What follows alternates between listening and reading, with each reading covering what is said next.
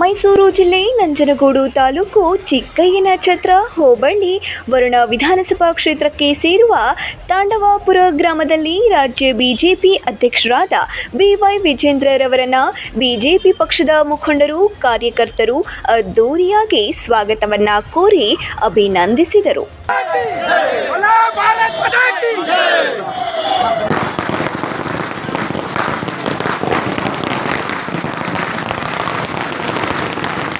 ಇಂದು B Y ವಿಜೇಂದ್ರರವರು Nanjangud ತಾಲೂಕಿನ ದೇವನೂರು ಗ್ರಾಮದಲ್ಲಿರುವ ದೇವನೂರು ಮಠಕ್ಕೆ ಭೇಟಿ ಕೊಡಲು ಮೈಸೂರಿನಿಂದ ನಂಜನಗೂಡು ಕಡೆಗೆ ಹೋಗುವಾಗ ತಾಂಡವಾಪುರದಲ್ಲಿ ಅವರನ್ನ ಸ್ವಾಗತವನ್ನ ಕೋರಿ ಸನ್ಮಾನಿಸಲಾಯಿತು.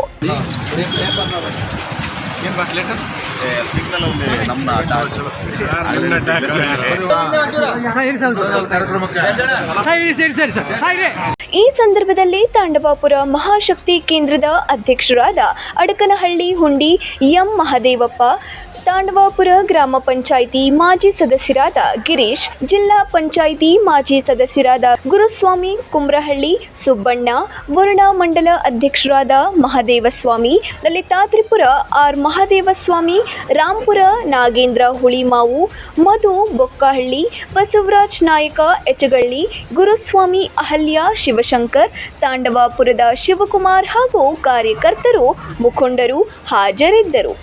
9 ಲೈವ್ ನ್ಯೂಸ್ ಮೈಸೂರು.